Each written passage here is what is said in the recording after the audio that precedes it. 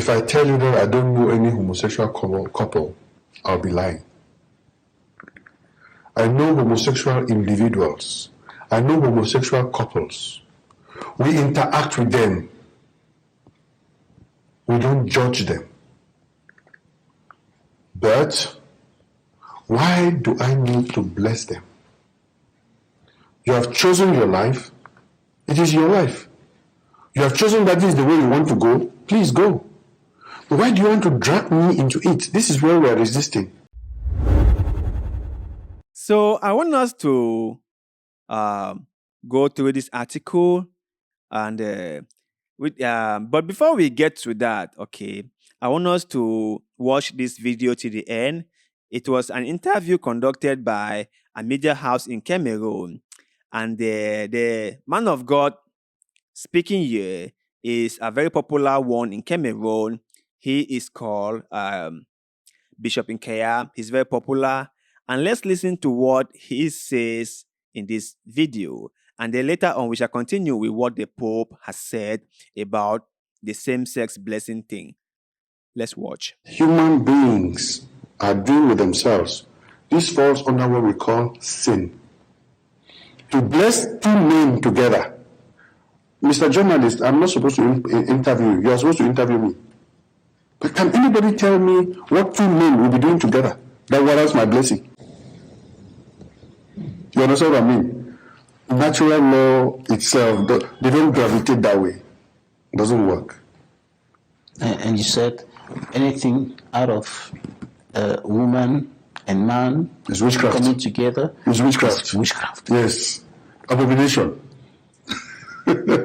Now, there's another side of this issue, Ms. Grace. This concerns tolerating people of couples of the same sex, people who are involved in homosexuality and so on. It is clearly understood that as far as the church in Cameroon is concerned, blessing homosexual couples is prohibited. Is out of question. Now, what about the relationship between such persons and other persons in the society, other persons in the church? Yes, let me clarify something. Yes, let me clarify something to you. As a pastor, if I tell you that I don't know any homosexual couple, I'll be lying. I know homosexual individuals. I know homosexual couples. We interact with them. We don't judge them.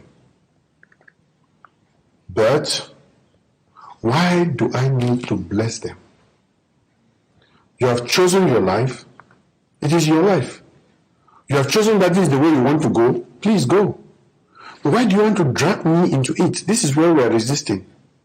As I say, if I tell you that I don't know any homosexual couples, I'll be lying to you.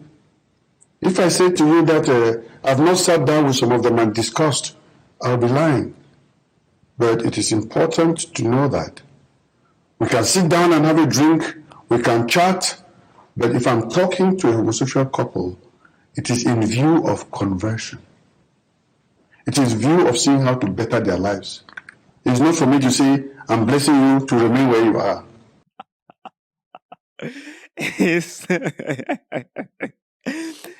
It's laughable to see men of God really use this as their main point of focus, right? It's so laughable. When I hear them talk, I'm like, okay. It's witchcraft. It's witchcraft. If that were to be the case, as a man of God, don't you think that it was your job to cast out the witchcraft in them? Don't you think it's your responsibility to help them with their witchcrafting? Don't you think that you maybe need to pray and fast for them so that they can be free from whatever witch that is crafting them or that has crafted them? And let me make one point here very clear. You know, Africans, sometimes we misunderstood ourselves with the offices that we occupied. Okay, there are certain functions that comes with a particular office that we occupy. That does not mean that is what we are. That just means that for the meantime, while we occupied a certain position or certain office, there are certain responsibilities we are supposed to carry out.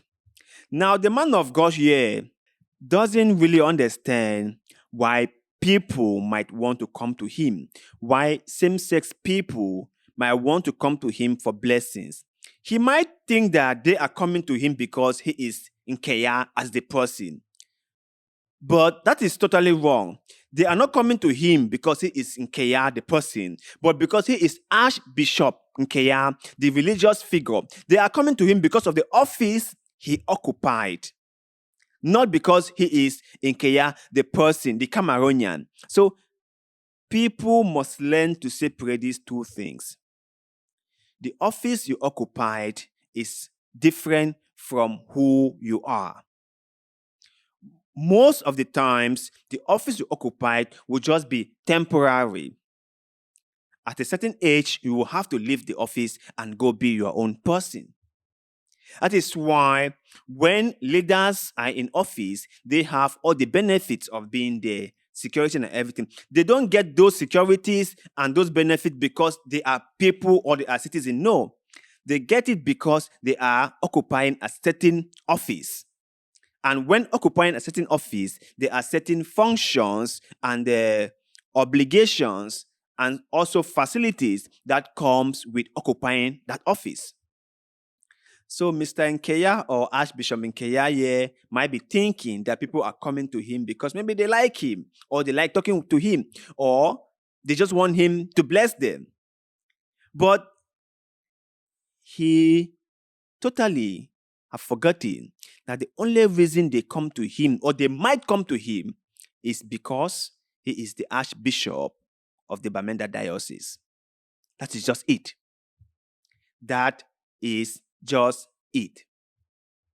Nothing more, nothing less. I bet you if he is being replaced tomorrow, if a new Archbishop is being appointed to take over Bamenda, no one is going to be coming to him to bless them. Like, for example, if he moves from Bamenda to the north or to the south, no one is going to leave Bamenda to go look for him in the south or in the north. No way. People will go and talk to the new person who has taken over the responsibility of the Diocese of Bamenda. So people should get that very, very straight. So there was this article I saw because there have been a lot of talking about blessing same-sex people and how the Pope has opened the church to sins and ungodly activities, and how the Pope is trying to destroy the church. So the Pope has now gone back to reaffirm what he said. So let's look through this article. The headline reads, Vatican reaffirms support of same-sex blessings after bishop pushback. Yeah, the Vatican has reaffirmed support. And I don't know how this is going to play out. I really don't understand because this is the highest level of insubordination. This is what we call a rebellion or a mutiny. To openly defile, go against your superior. I don't understand what these people are doing. I don't get it. I really don't get it. Because, like in the Catholic faith, right? If you do not believe in the Pope being a representative of God on earth, then you are not a real Catholic. And if bishops are not going against the Pope, who is supposed to be someone receiving orders from God, then what are they really telling their members, their followers? What kind of information does that trickle down to the common worshippers?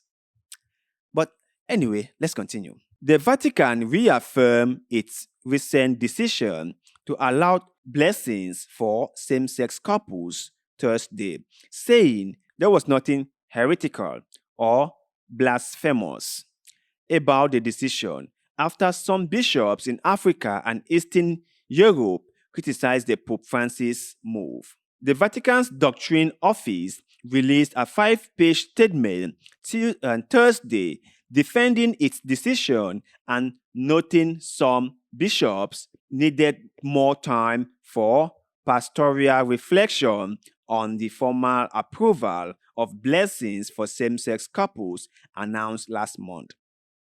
The statement called for prudence and intention to the religious context and culture of the local area, but said that awareness should not lead to a total or definitive denial of this path that is proposed to priest. The statement also noted that in some areas of the world, it could be imprudent for someone to receive a same-sex blessings because they could become a target for violence. Despite the differing opinion from some clergy on the matter, the statement said it was vital that the bishops' conferences do not support a doctrine different from that of the declaration signed by the Pope. So you can get what is going on, right? And they are right. They are totally right. You cannot break the church apart. You cannot preach what is different from what the Pope has said. You cannot put out mixed messaging. The Pope is your boss, whether you like it or not. You, the bishop, serve the Pope. Likewise, the priest serve you. There is hierarchy. So if you're going to be kicking or objecting to what the Pope has said, then I think you're going to be setting a very, very bad precedent, because your priest under you will one day go against you. It's just a matter of time. There needs to be obedience, there needs to be law and order for things to work. When you say what the Holy Father has said, you're not going to follow it. The people below you will also one day say what you say. They won't listen. They won't follow what you are saying. And that will be the disruption of hierarchy. So, are you going to break the church? Do you want to separate the Catholic Church in Africa from the one in the Vatican? How do you think all this is going to play out? And by the way, for those of you guys, like the bishops who are really worrying about this and they are really burning a lot of calories talking about this, how many people in Africa do you think will come for the blessings?